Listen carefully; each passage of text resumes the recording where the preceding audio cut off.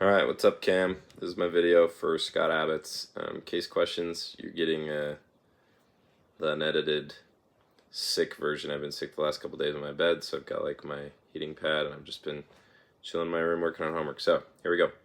The first question is about if I don't create value, I should be fired, and how that impacts culture.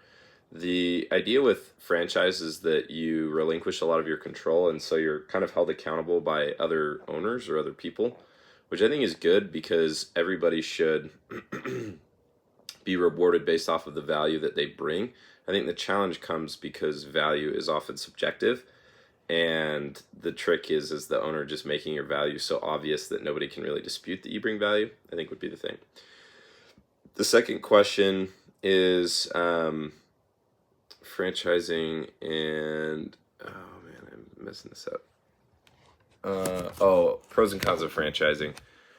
I see franchising as a really good way to get into new markets very quickly because it kind of offloads the risk or the challenge of like financing.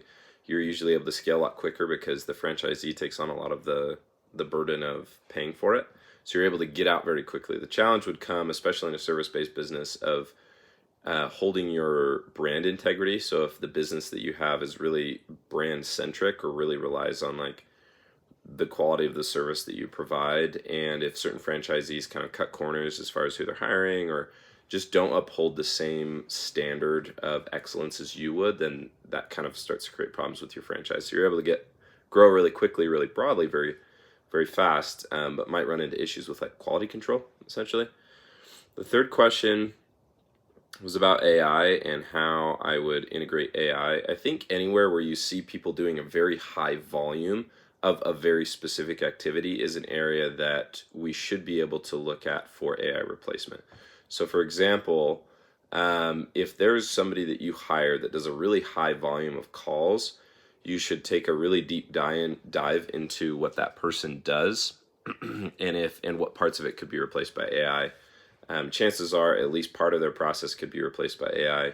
I think the caveat that I would make to that statement of anywhere where somebody's doing high volume, it would be anywhere where somebody is doing a high volume of a repetitive task, especially involving like digital communication. I would just really want to look closely at those steps in the business to see which parts can be automated using AI. Areas that are highly nuanced or do require a high degree of, I guess, creativity. It's not really creativity as much as it is just personalization or judgment, good judgment call. I would probably be more hesitant to offload onto AI. The next question was about using a tech forward brand, building credibility in technology and home services. Yeah, with that one, I think the trick is just identifying what technology does better than people. I don't know. That one's kind of nuanced. Like, for example, in the window washing industry, there's a lot of things that we can do with technology involving marketing, customer service, scheduling, especially for things like reschedules. So when customers, it's bad weather and they want to reschedule, rather than calling in and talking to a person every time, it should be pretty easy to just use AI to take those calls, set up our schedule, and get customers rescheduled. Kind of small stuff like that, scheduling, handling customer service, I don't know, maintenance reminders, things like that can all be used using technology. But other areas, I don't know, it gets tricky. More on that later. This is supposed to be a short video. But the last question is about the ownership mentality.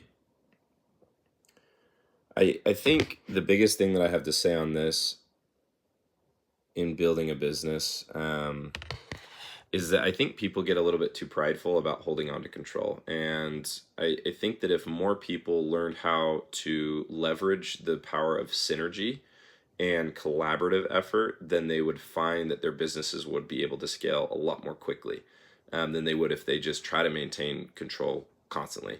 Unique perspective, unique skill sets, good advice, different experience, all these things for people who can leverage good synergy is able to kind of catapult them forward rather than keeping them just growing at the pace of the owner's ability to progress or learn new things.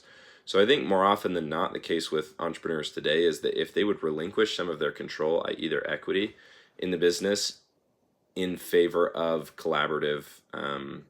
attracting collaborative skill sets and collaborative personalities, I think they would say that the rate of return that their business would experience would increase significantly.